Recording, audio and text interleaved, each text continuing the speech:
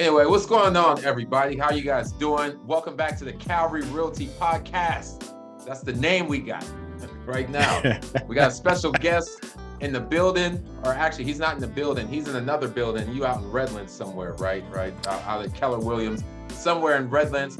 We got Mr. Jamel Brown, real estate extraordinaire. Top, what do you top 5 in Keller Williams, Inland Empire? Where do you at? Top 5, top 10, top 50? I don't know, man. It's a gang of them. I'm waiting for the numbers to come out still. I'm still waiting for the numbers to come out. But yeah, I'm up there somewhere. Right. Hey, you're in the mix. That's all that matters, in the mix. But hey, guys, check this out. So Jamaal is going to be helping us out with the items that we need to know in terms of buying our first home. So you want to buy a home, Jamaal is the real estate agent that you want to contact, especially if you're buying something out in San Bernardino, Riverside. So he's going to help us out, let us know what we can expect, and guide us along the process. So Jamaal, thank you for joining us. Hey, thanks for having me. So it's an honor. It's a pleasure. It's an honor, right? You can be anywhere in the world, but you're So, hey, Jamaal, before we get started, man, can you just give us a brief history of your experience? You know, how long you've been in the business, how can people contact you, what you're doing, where you at? Just give us a brief summary of your experience. Okay, so my name is Jamel Brown. I'm a real estate agent. No, I'm kidding. I got my license in January 2020. It's been something that I always wanted to do. Getting older, I didn't want to have any regrets, you know, as I get later in life. So I said, you know what, I'm gonna pull the trigger. I'm gonna do it. Got my license January 2020. Hit the ground running. Hung my license with Calvary Realty up in the building. Yep. What? That's a great company. What? Yeah. It was cool. It was all right. I can't believe they hired you. I can't believe they let you in there. I can't believe That's kind of exclusive. Right? Yeah, super exclusive. So I hit the ground running with Calvary Realty, which was pretty cool, you know, working with the homie Brandon, a good friend, Brandon.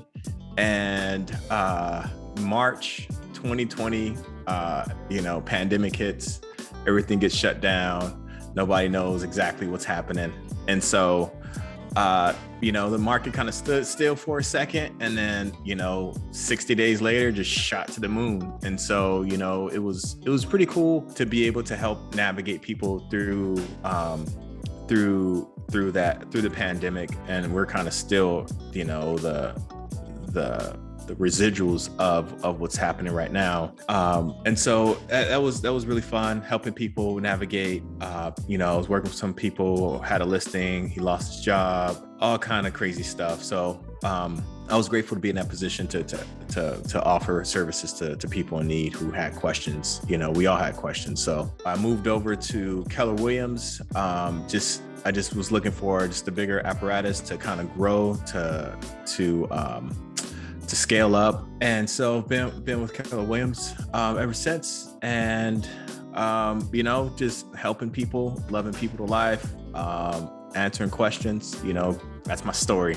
Nice, loving people to life, man. It sound like we in worship service. Yeah, I'm saying, you know, everybody put your hands up. You know, if every eye closed, every head bowed. Wow. Okay, altar call. Hey, come bring all the listings into the storehouse. Right? Oh my gosh. So Jamaal, sorry. So hey, man. So what value does a real estate agent bring for a buyer? Okay, I'm somebody, I want to buy a home. What value do you bring that I can't do for myself, right? Like why can't I just go on Zillow or realtor.com or something and look for stuff myself? You know, what value does it, what do you bring to the table? Gotcha. I bring professional services, you know, that I've studied and worked hard for. A lot of people say, you know, the you know, license is easy to get and all that stuff. And yes and no, you know, it's just a matter of the time and preparation and the focus you put into it to get what you need out of it. And so I took my time getting my license. And so the depth of knowledge that I know about the real estate market, you know, how things are navigated through the contract, you know, what people can and can't do, what's against the law, I bring those professional services, and also I have a fiducious. I always mess this word up. Is it fiduciary? Fiducious. Fiducious. Is it a fiduciary? Yeah, fiduciary. Yeah. Pretty much I'm looking out for the best interest of you, Mr. Buyer. And so I'm going to do my best to look out for you. I won't be putting your information out there and trying to, get any deal I can. I want to make sure, I'm representing you as I'm representing myself. And also too, just a high level of communication. This business depends on a high level of communication, and a lot of agents just don't have that. Maybe they just we're trained, or they just don't like to talk on the phone or answer text messages or phone calls or emails. But this is a high level of communication business, and you need somebody clocking on all levels on that. Yeah, so you can be communicating with the other agent as opposed to me as the buyer trying to find their information, whereas you got their information right on the MLS. And then I think you also talked about your knowledge and skill. So like there's contracts and things that you have that I may not have access to because I'm not on the MLS or on the California Association of Realtors. And there's also other services, that I partner with, title companies, mortgage lenders to really kind of leverage the most out of helping you purchase what you need to purchase. So, being on your own, you wouldn't have the resources or the capabilities to really investigate and to really do all your due diligence to know, hey, is this a good investment for me or not? Yeah, so you can be a one-stop shop. So instead of me contacting the other realtor, and then I got to go find a purchase agreement, then once I got the agreement, I got to find a title guy, a home inspector, a lender. You got all those resources and all those contacts. Yep. Gotcha. Okay. So what are some of the downsides of the negatives of somebody choosing to go out and buy it on their own and not use a realtor? You can get yourself in a lot of trouble. I was just having this conversation with individual I know who's looking to sell his own property by himself for no other reason that he said he's cheap. Okay. He's trying to say that 6%. Yeah, he's cheap, and so that's cool. But he's also demanding that the buyer don't have representation. And so you just open yourself up into a whole world of hurt. People, we live in California, California is sue happy, we sue crazy. We want to sue for, somebody put the wrong meat on my sandwich, It's beyond meat out of here. Yeah. That's beyond meat. So you open yourself up to a lot of different things, as far as like doing your due diligence, having title reports, having natural hazard disclosures, kind of seeing what the property on a fault line, if it's in a fire zone, doing all these things a real estate agent can help you navigate to make sure, this is the right purchase for you. And also too, like let's say you are trying to do it yourself. You got into, you watched on YouTube on how to, buy a house. And so you were like, okay, this contingency period, I have so many days to do my due diligence and investigate the property. And you find something wrong, and you're signing some papers that the other agent is sending you, and all of a sudden, you signed off on your deposit. You can't get your deposit back because you signed off on it, and now that you're stuck, like you can back out of the deal, but they're gonna keep that $5,000-$10,000 that you put down as a good faith payment. Gotcha. So I risk losing money. I risk getting myself into some legal issues because I as a regular person, that's working another 9-to-5 job. I'm not in the market like you, knowing all the rules and regulations. So I can wind up getting myself in some legal hot water too. And also, just not having the contacts that you were talking about. And also too, like even if even if you even get to the table on buying a house, because there's so much competition, you're gonna need the guidance on how to get your offer accepted and stand out. You know, you're sitting here with no representation. You know, all these people got representation. They're still trying to struggle and get their offers seen and accepted. And so, you know, even getting to that point is nearly impossible without representation. I got you. All right. So Jamaal, I come to you. I decided, you know what? I'm gonna go out and hire me a real estate agent to help me buy my first home. What does that look like from start to finish? What's the first step? And you know, just walk me through that process. How does that look? All right. So you want to buy a home? Okay. So I sit down with you. I have an initial consultation. The initial consultation is, you know, your wants, your dreams, your why. You know, why do you want to buy a house? You know, what's the reason? It's not just because I got the money, I want to buy it. It's usually an emotion attached to it. Hey, I want to have, you know, Thanksgiving dinner at my house. You know, my family's moving over here. I want to have a big enough space. There's usually an emotional attachment to that, and that's the consultation. I want to figure that out, because throughout the process, you know, we're gonna get irritated, we're gonna get mad, we're gonna get upset. There's all kind of emotional roller coasters, and so having that why kind of grounds us to the reason why we're doing this. And so once we have that initial consultation, like where you want to go, how much you want to spend, and then we get you pre-qualified, and that usually takes a few days. It could take one day if you get the lender everything they need, and then, you know, we set you on a property search. You know, you start looking at some properties. You're probably already looking at some properties on Zillow. We get a showing kind of schedule going, see a few houses, and then once we identify a house that we like, I do another consultation that's called a pre-escrow consultation. I'll go over the contracts. I'll explain, you know, the contingency periods,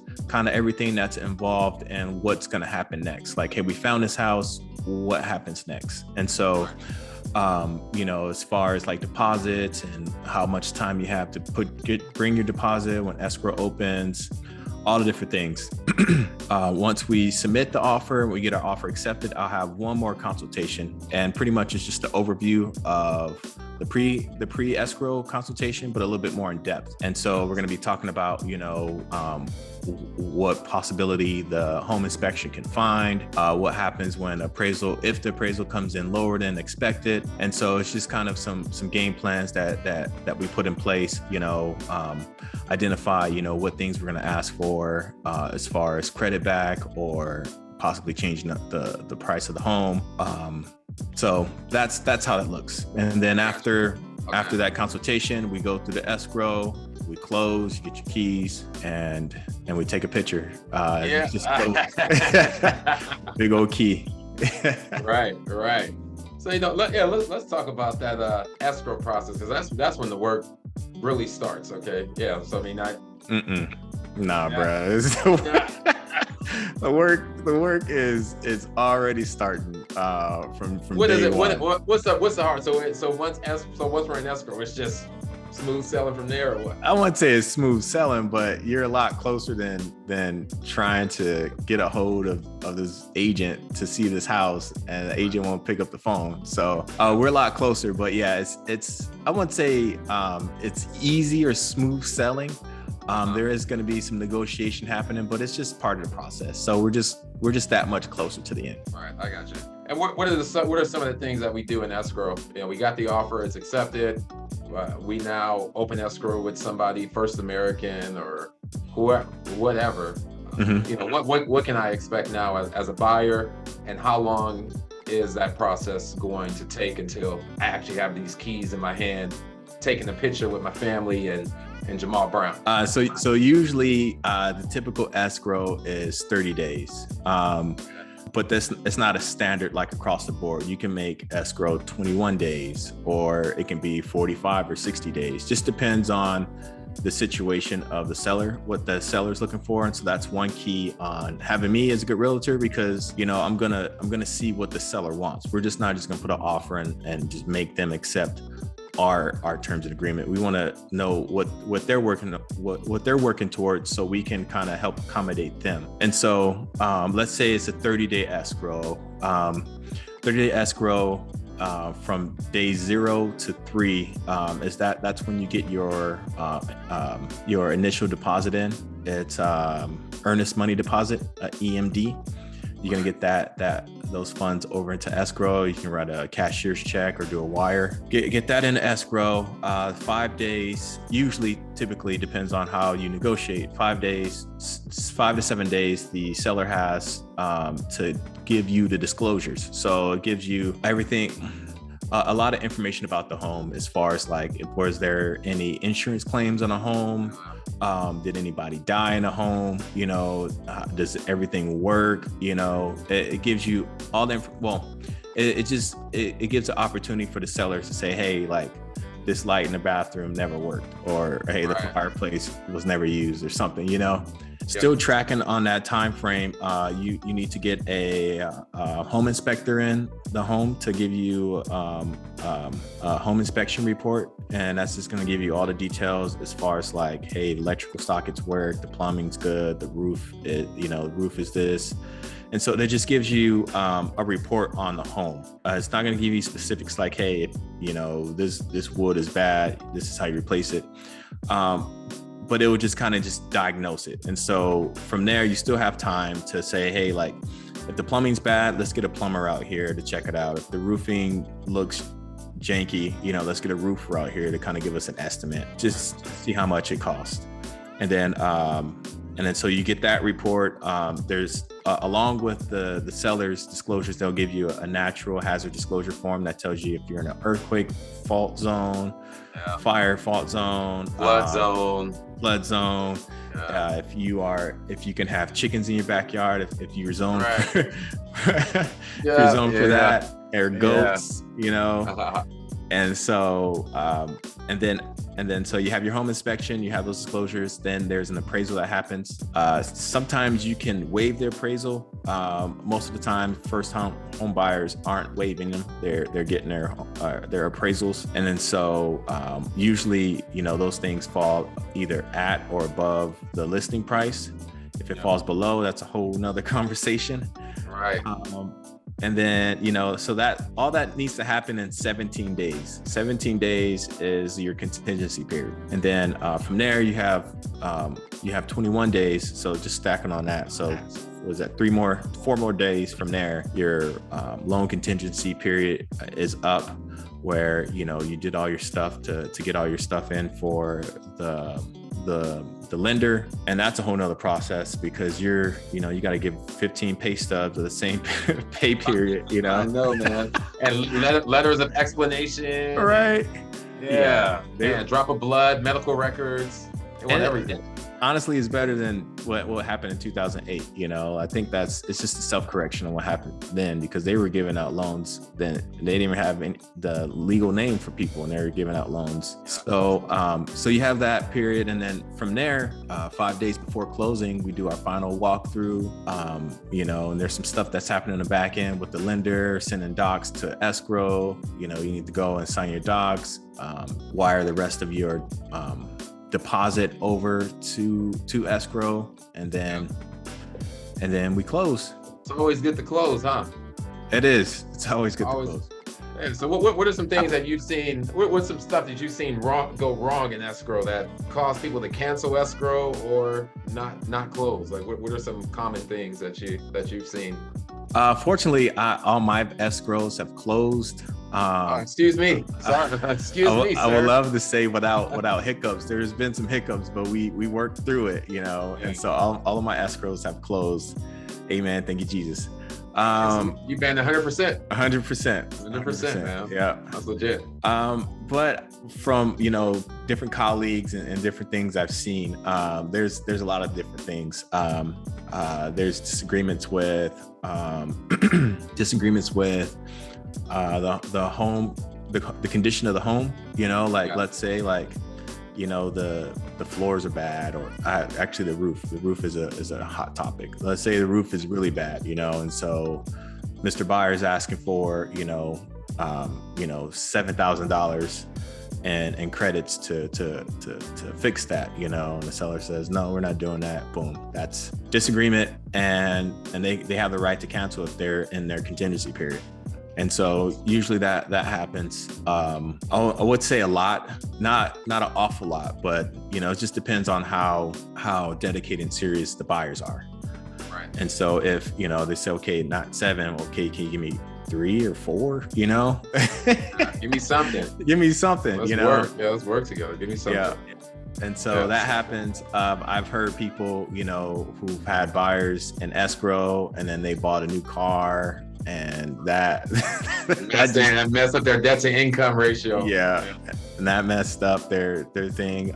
People, you couldn't wait 14 days to get that vehicle. People switch jobs during escrow. That will jack it up, or lose their job. That will definitely jack up escrow.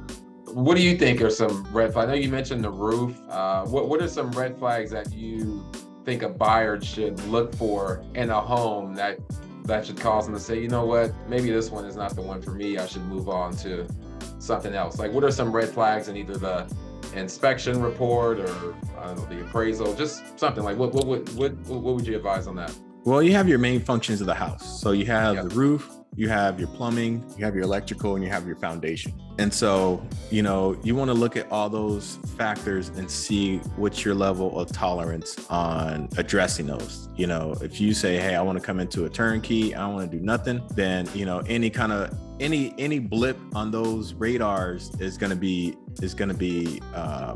suck for you. So it just depends on your level of tolerance. If you already know, like, hey, I'm expecting to, do some kind of, work to the house, then you just gotta see how much that work is going to take, and with your investigations, you can get handyman, you can get contractors over to give you estimates to see how much it's going to cost. So you're not like flying blind.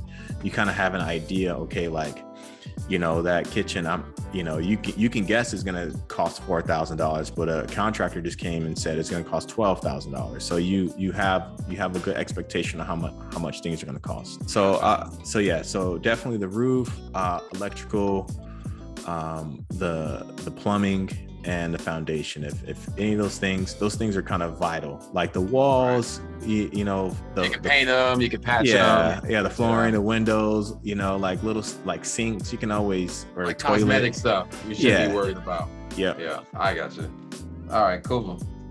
So what advice would you give to someone as a first-time buyer? What advice would you give to them? I'm sure you work with first-time buyers a lot. You see some things that, I don't know, maybe they're a little bit too eager. Maybe they, maybe they are trying to buy something before they pay down some debt or get their finances in order.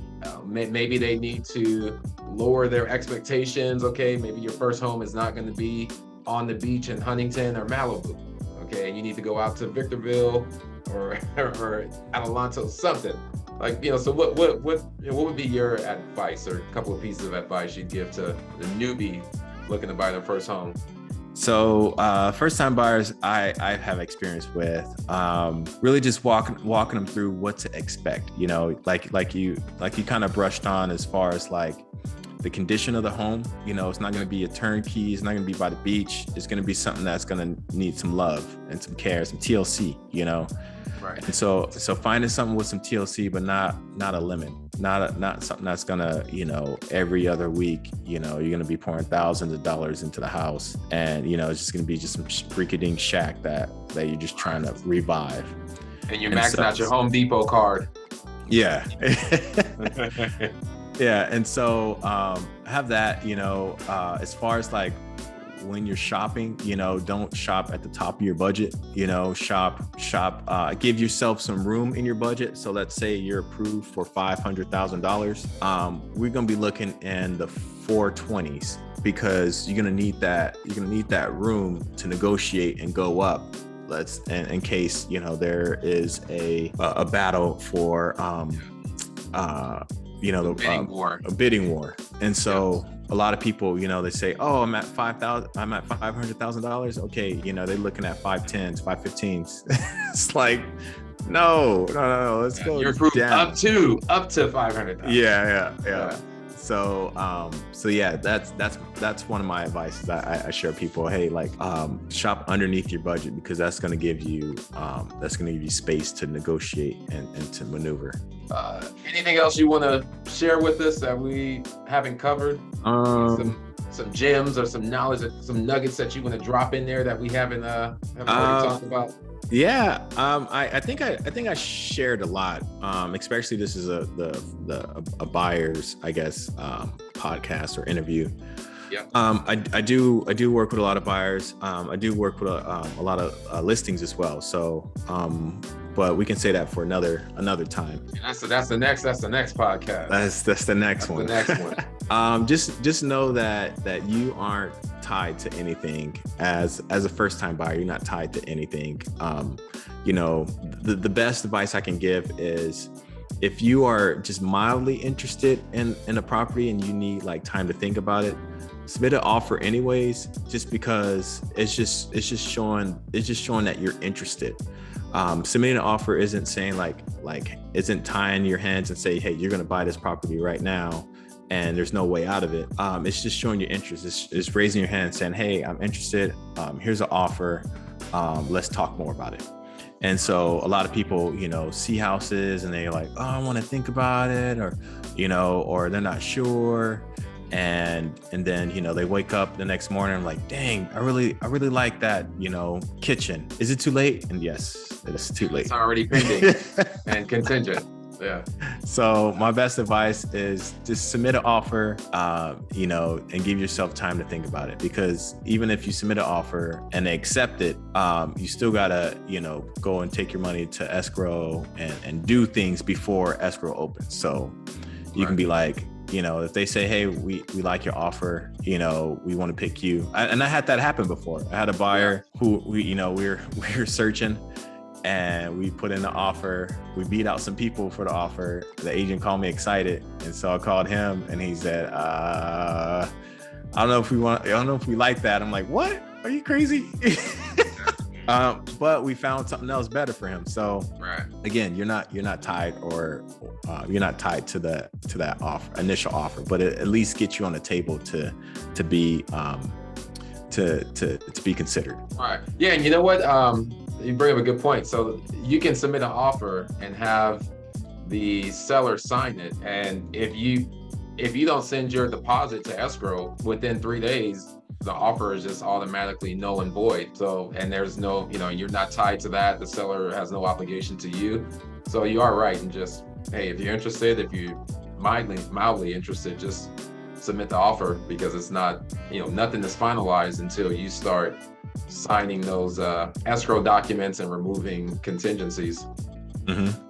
Because let's say you weren't sure on how much the roof was going to cost. Right. My advice would say, like, if you really like this house, let's put in an offer. The offer gets accepted. Okay, let's move forward. Let's put your deposit down. Your deposit's protected. You're gonna get it back.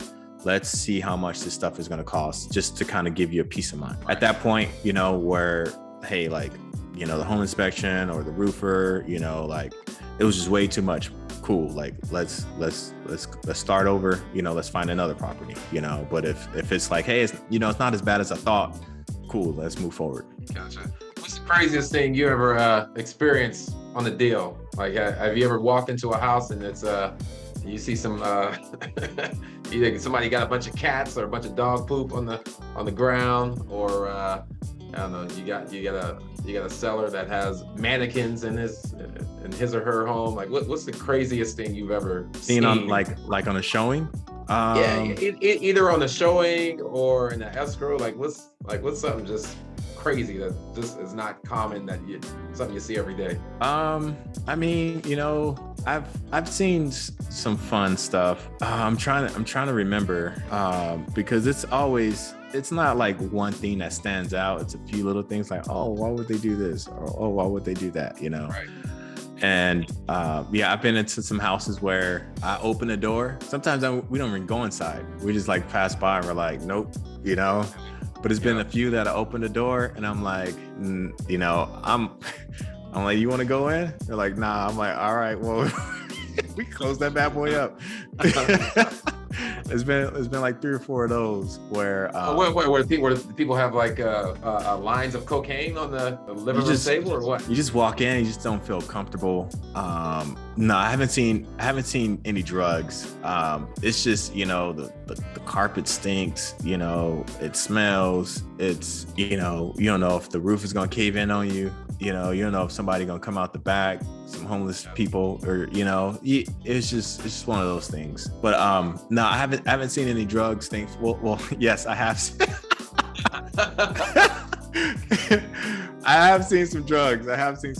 We were looking at this property, and we asked the garage was in the back, and so we asked the guy if he had the key, and he said, "Oh, my daughter has the key, whatnot." It's like, all right, cool. And then the buyer was with saying like, "Oh, he probably has some weed in there." And I'm like, I don't know, man. This dude don't look like he'd be on that stuff. So we did another showing like a few days later, just to kind of, if they just really considered buying it. And then we asked him again, like, "Hey, by any chance you have the key?" He was like, "Oh, my daughter has it." And I'm like, "Okay." And so like at the end of the showing, he just kind of comes out of nowhere and said, "Oh, you know what? I had the key, the garage is open. You guys can go ahead and go in there." We came in there and it was just bongs everywhere.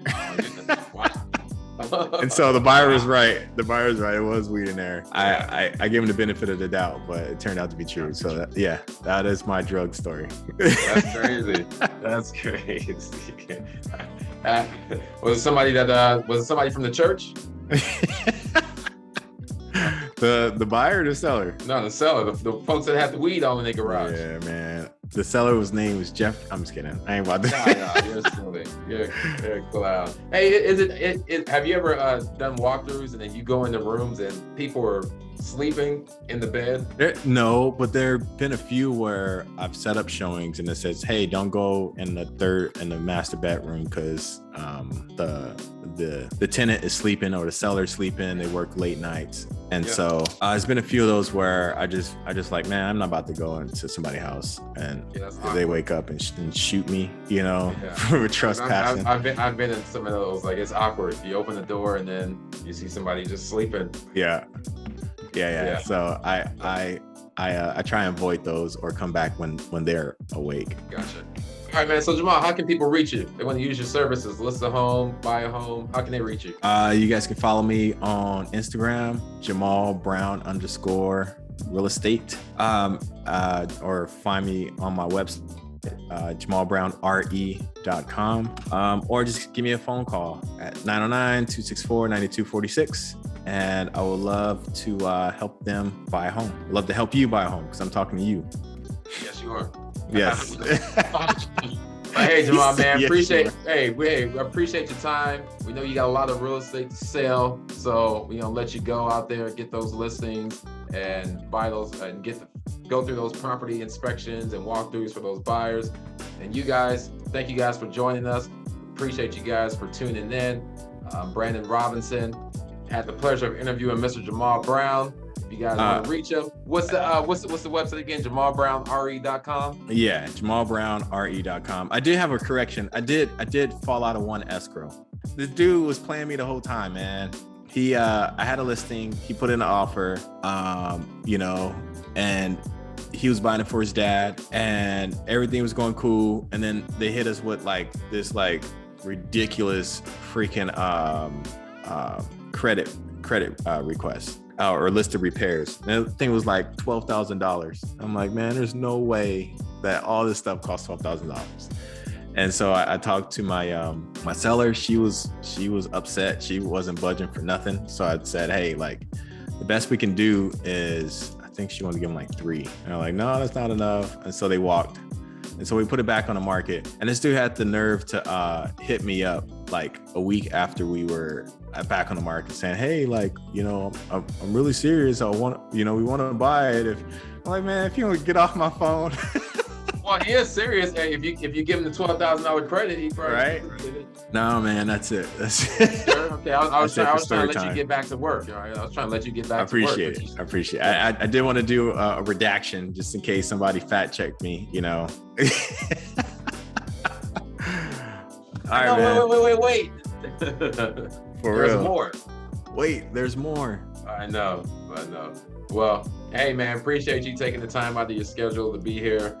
We know you got a lot of stuff to get done. So, hey, anytime you want to come on the podcast, share your knowledge, feel free. We got to do a follow-up one for, sellers, for people that are first-time sellers and things that they can expect on the selling process. So thank you, Jamaal. Thank you guys for joining us, and we'll see you on the next podcast. Peace.